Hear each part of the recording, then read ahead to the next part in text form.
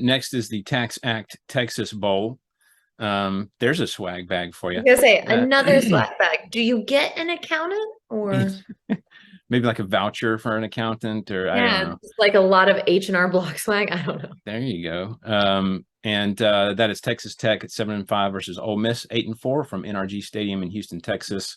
Wednesday, December the 28th at 9 o'clock on ESPN. All these times are Eastern, by the way. Late kickoff, a really late kickoff. Holy Right. cow.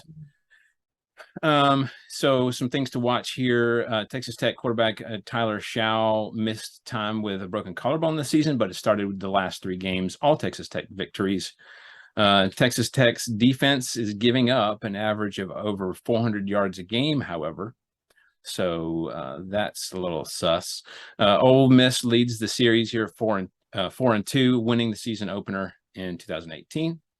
That Ole Miss defense will have to watch out for the pass-happy Raiders, though. So, Jesse, your prediction for the TaxAct Texas Bowl? I think luckily Ole Miss, their star is a freshman this year, Quinshon Judkins. We've talked about him a bunch. He's been outstanding in his first year there at Ole Miss, and he's led the SEC in rushing yards this season. But as we know, and as we've talked about, Ole Miss has struggled to finish games at times throughout the season and, has kind of taken their foot off the gas, which is something that the Red Raiders could take advantage of. But I think Texas Tech's veteran secondary is going to have to shut down the Ole Miss rushing attack early if they want to stay in this game. But I really don't think that they're going to do that. I think Ole Miss is going to get that offense firing on all cylinders.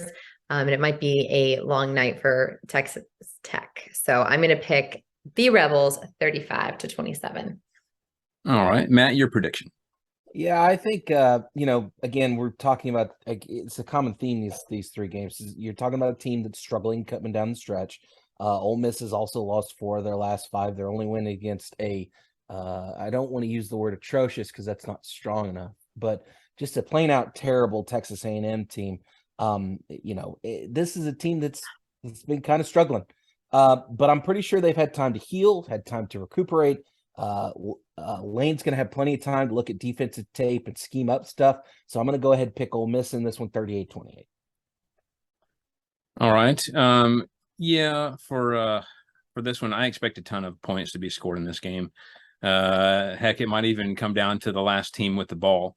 I'm going to say Ole Miss wins this one in an offensive slugfest, 45-38. All right, so